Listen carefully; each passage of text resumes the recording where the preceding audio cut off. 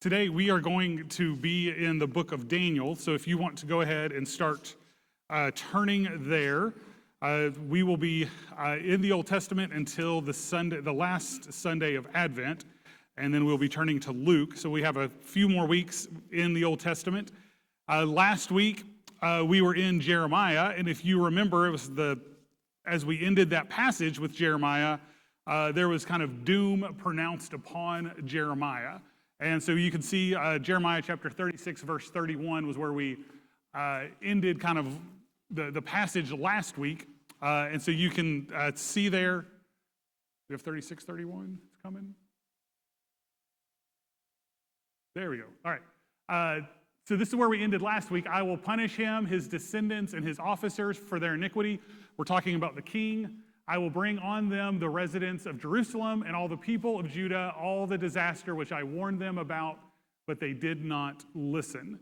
So that's where we were last week, and this begins the exile. And so the people, these things come true, and so this begins exile. Some people are left in their country, some people are brought into Babylon, and so they are brought into the occupying country, and so they are the country is split, and the people are under the oppression of another ruler.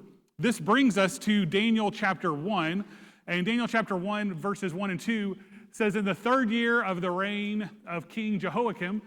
If you remember, what was our king we were on last week, where he tears up the scroll and throws it away? Who was that? Anybody remember? King Jehoiakim. Okay, same guy. All right, so in his third year, y'all should have gotten that one. All right, third year of King Jehoiakim of Judah, King Nebuchadnezzar of Babylon came to Jerusalem and laid siege to it. Verse 2, the Lord handed King Jehoiakim of Judah over to him along with some of the vessels from the house of God. And so this passage kind of sets up where we are in the book of Daniel. These are the things in Jeremiah last week that God said these things are going to take place, and now they have taken place, and they are in the process of taking place. And so they have been separated. The people have come there, and the temple in Jerusalem had all of these wonderful things from the temple. Those things have now been taken, or some of those things are taken into Babylonian captivity and are there in that temple. And so this is kind of where we end up. Now, here's the issue. Part of what I want you to kind of think through and process is, for some of you, you're saying, Pastor, this is the first week of Advent. Advent prepares us for Christmas. Shouldn't we be talking about baby Jesus or wise men or shepherds?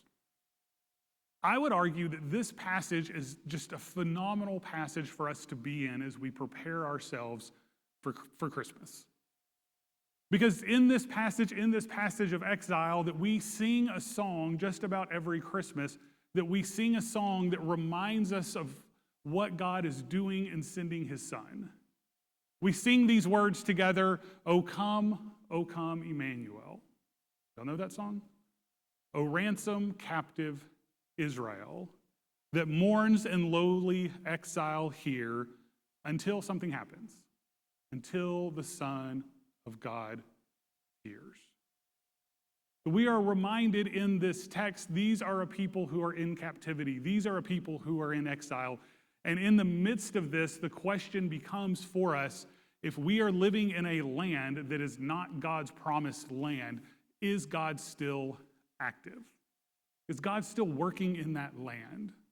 And if God is still working, what does that work look like? That is the question of the book of Daniel. And so we come into this story, a very, very famous story. I just realized I have Claire's glasses in my pocket. Does she need those? I was like, what is in my pocket? This was not part of the sermon. I don't know if she can wait till the end or not, but where were we? All right, so we're back on Daniel. So the book of Daniel helps us by seeing what faithful living looks like in a world that is not the world that God has designed it. It is the book of Daniel that helps us understand what faithful living looks like in unfaithful times. So we're going to be looking at chapter 6, and so if you have your Bibles, you can turn there, but there have been kind of some leaders changes from chapter 1 to chapter 6. We started off chapter 1 with the king Nebuchadnezzar. This is the king of fiery furnace fame, if y'all remember that story. After Nebuchadnezzar comes in Belshazzar. Belshazzar is the king of the writing on the wall.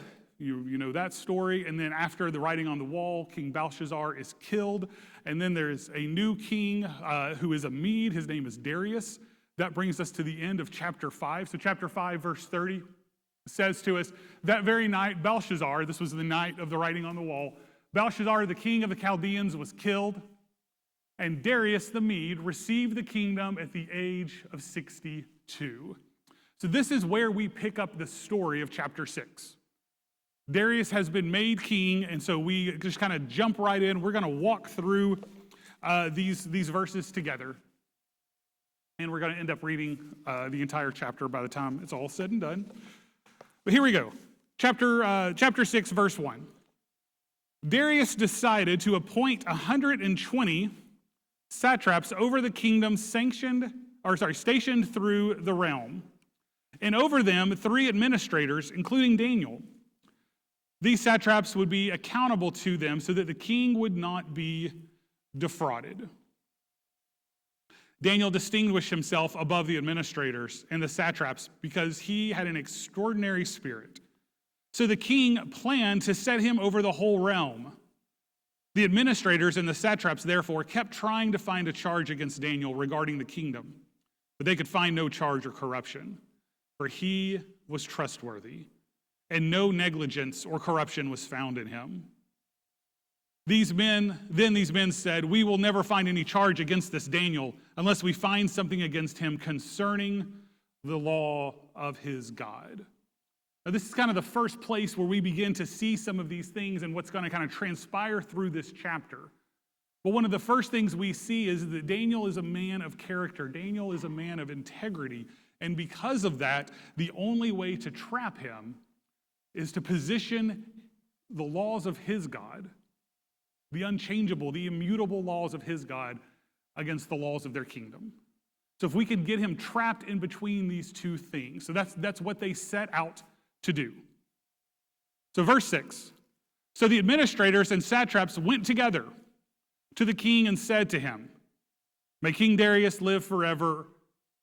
Verse 7, all the administrators of the kingdom. Was this all the administrators? The prefects, the satraps, the advisors, and the governors have agreed. Okay, this is lie number 1. Did all of them agree? No, Daniel's left completely out of this story so far. So they say, we've all agreed that the king should establish an ordinance and enforce an edict that for 30 days, anyone who petitions any god or man except you, the king, will be thrown into the lion's den. Now, here, they're simply just playing on Darius's arrogance or his hubris.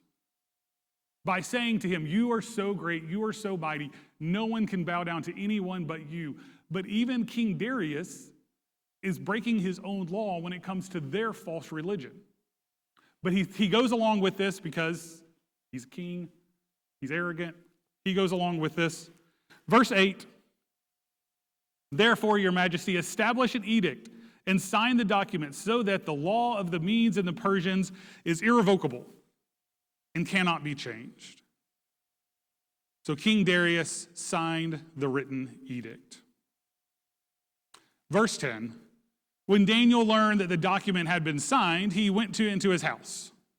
The windows in his upstairs room opened towards Jerusalem, and 3 times a day he got down on his knees, prayed, and gave thanks to God, just as he had done before. Now, let's just kind of pause here. We're going to walk kind of slowly through some of these verses real quick. But for us, we look at this and we say, well, Jerusalem is just a city. Jerusalem is way more than a city for them. Jerusalem is home. Jerusalem is the location of the temple. But for them, Jerusalem is also the future. Because they too are looking for a time when God is going to send a Messiah and going to establish his kingdom where? Jerusalem. And for them, Jerusalem is more than just a place on a map. It is the future. It is life to them. Think through, we're all the way in Daniel. If we go all the way to the very end, we go all the way to Revelation 21, remember what John sees there in his vision. He says there, then I saw a new heaven and a new earth, for the first heaven and the first earth had passed away, the sea was no more. I also saw a holy city, the new Jerusalem, coming down out of heaven from God, prepared like a bride adorned for her husband.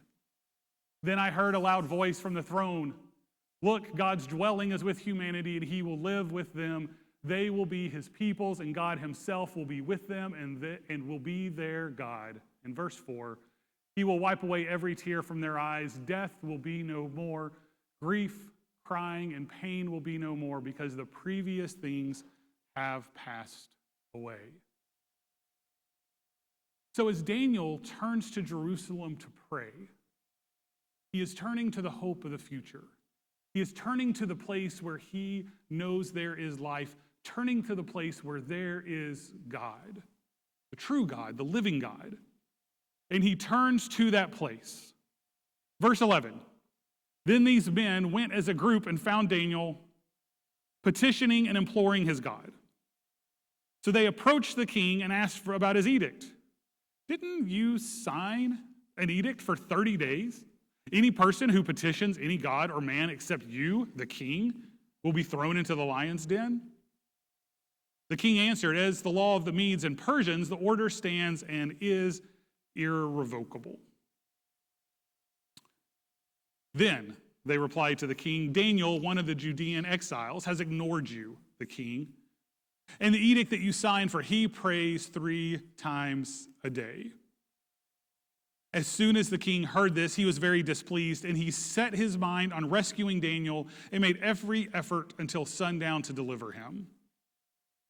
Then these men went together to the king and said to him, you know, your majesty, that it is a law of the Medes and the Persians that no edict or ordinance that the king established can be changed. So the king gave the order. And they brought Daniel and threw him into the lion's den, and the king said to Daniel, may your God, whom you continually serve, rescue you. This is a great little statement. It's almost a benediction that he is pronouncing upon Daniel. May your God, whom you continually serve, rescue you. So Daniel is sent down to the lion's den. We get to verse 17. A stone was brought and placed over the mouth of the den. The king sealed it in his own signet ring and with the signet rings of his nobles, so that nothing in regard to Daniel could ever be changed.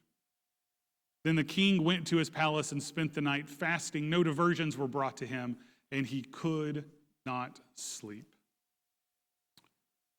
Verse 19, at the first light of dawn, the king got up and hurried to the lion's den. Then he reached the den. He cried out in English to Daniel, Daniel, servant of the living God, the king said, has your God, whom you continually serve, been able to rescue you from the lions? Then Daniel spoke to the king, may the king live forever. My God has sent an angel to shut the lions' mouths, and they haven't harmed me. For I was found innocent before him. And also before you, your majesty, I have not done harm. Verse 23, the king was overjoyed and gave orders to take Daniel out of the den. When Daniel was brought up from the den, he was found to be unharmed, for he trusted in his God. The king gave the command, and those men who had maliciously accused Daniel were brought and thrown into the lion's den. They, their children, their wives, they had not reached the bottom of the den before the lions overpowered them, crushed all their bones. Then Darius wrote to those of every people, nation, and language who live on the whole earth, may your prosperity abound. I issue a decree that in all my royal dominion, people must tremble in the fear of the God of Daniel. And then he almost breaks out in song. For he is the living God, and he endures forever. His kingdom will never be destroyed, and his dominion has no end. He rescues and delivers. He performs signs and wonders in the heaven and on the earth for he has rescued Daniel from the power of the lions. So Daniel prospered during the reign of Darius and the reign of Cyrus the Persian. This is a famous story. It's a story, those of us that grew up in Sunday school, that we all probably remember. The problem is sometimes it's familiarity. We kind of lose the power of this story. So today, being the first Sunday of Advent, where do we go with this story? What does this story say for us today? Well, there's a few things that the story of Daniel and the lion's den helps us see. The first thing is that we understand that the powers of this world can and do come against the power of God. That the power of God and the power of this world do come up against one another. This is something that we see in this story. It's something that we see throughout the entire Bible, but it brings us to ask a question. And the question is, what is our fundamental convictions? What are the things that we truly believe about God, the Creator? And what does it mean to live as people who are marked by God, the Creator? What are the things what are our core beliefs? What are the things that are unchangeable? This takes us into the next statement, which the next thing that we learn is that blamelessness, we see in verse 22, and trust are keys to successful survival in the face of questioning our deepest convictions. Now, blamelessness is, I've struggled with this word, but I kept it in here because it's how they translated it here. But blamelessness, for I know a lot of us would say, well, Pastor, blamelessness is not something I would use to talk about myself. So let's use a little bit different language that we might be more comfortable with. As we saw earlier in the chapter, it is said about Daniel that he is a man of integrity. He's a man of character. I think one of the things we can take from this story and that we can learn is that integrity and character matter.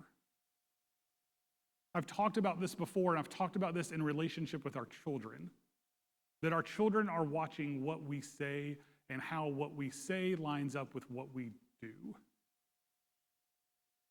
Called character, called integrity. To be people that say, I am a man or I am a woman of character, or I am a man or I am a woman of integrity. That what I say, what I proclaim, that it is a fundamental conviction of my life and it is worth living out. Now, point number one tells us what? That if we are people who live those things out, we're going to be in conflict with the world at times. This entire book is a conflict between the Word of God and the world. And if we're going to live as people of character, we know that we're going to have this conflict. But do we look at Daniel and say, I want to be a person that in the midst of that conflict, something that holds true for me are my deepest convictions, that I am a follower of Christ, that He has changed my life, that my ethics, my character, my integrity, all of those things stay intact even when the world comes against it. Because the world that I am living in and the kingdom that I am serving, it's not the Medes, it's not the Persians, not the Babylonians, but it is a kingdom of eternity. And it is something worth giving myself to. A few weeks ago, I had been asked to go up to Madison Nazarene and talk to their church about the importance of children and youth in our church. And one of the things I said to them, everything I said, y'all have all heard multiple times if you attend here regularly, but one of the things I said to them that I will say again because it's worth hearing, that as we as the people of God, if we say the most important event in all of human history is the Christ story, from incarnation, life, death, resurrection to ascension. If this is the most important event in all of human history, it is the primary shaping event of my life. It shapes my character, it shapes my integrity, it shapes everything about me. And our children want to know that if it shapes everything about us, that we are people that have completely changed because of what Christ has done.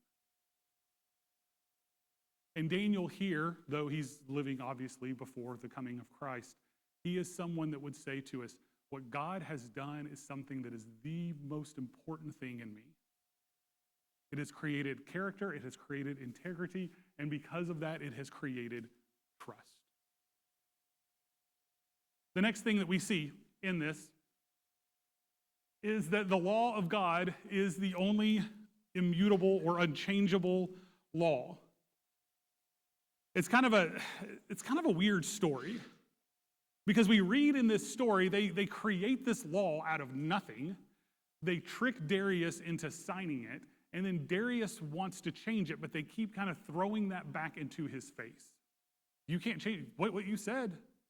That has to stay. You can't make that change. It's one of those parts of the story that I wish we could just kind of drop into it and say, Darius, you're the king. You could do whatever you want to do. If you want to change this law, you can change this law. But part of what we see is that in this story, the law that Darius is talking about, he sees it as the unchangeable law. But Daniel would say to us, the unchangeable law is what God has done. Your law is just a temporary law. The law that I'm a part of is an eternal law. And so Daniel continues to give his life to that. The last point on this little statement is that this story is as much about the future as it is historical. Now, I threw a big theology word up there. Some of you don't know what that word is. Some of you do, but I'll tell you what it means. Eschatology is just the study of end times, the study of what's going to happen. This story is as much eschatological as it is a historical event. What do I mean by that? We've already talked about Jerusalem. We've already looked at Revelation. We've already had some of those discussions. But I want you to think through kind of the points of what takes place in this story. Okay? In this story, we are involved in the history and we are involved in the future.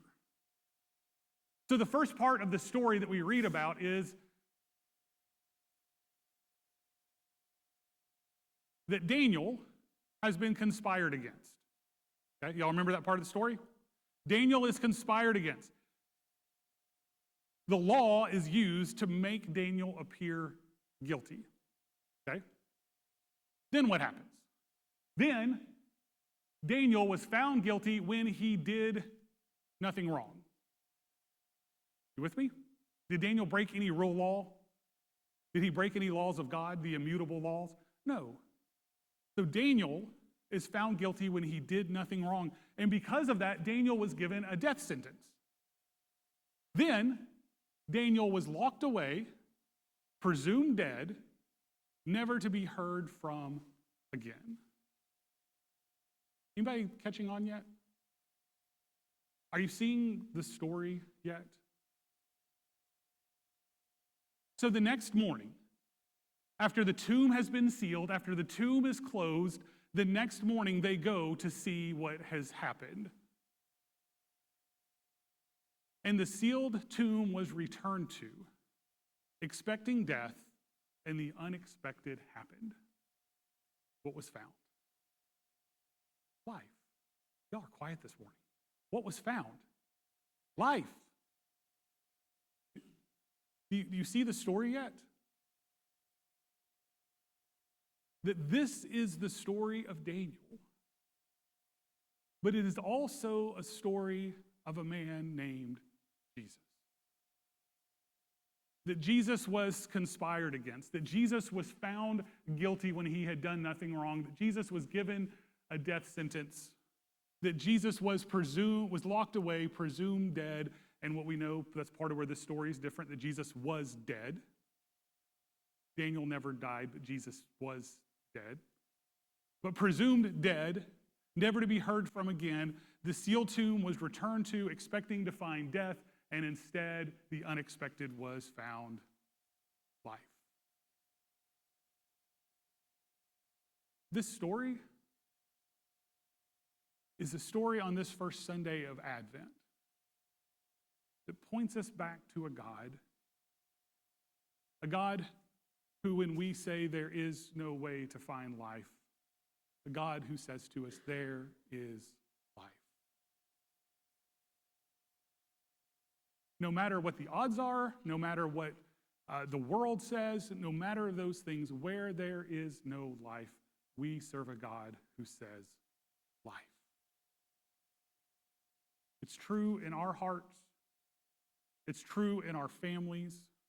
It's true in our loved ones. It's true in our friends. It's true in classmates. It's true in the people that the world says there is nothing of value in that person, that our God says life. I want to do the unexpected. I want to bring life. In Advent, we are people who live in the hope that the current reality doesn't define the future. And we are people who, in the face of what the world brings upon us, in the face of what the world is saying, we are a people who sing. We are a people who come together, even in the lion's den, to sing together. To sing, O come, Emmanuel. Ransom, set free the captives.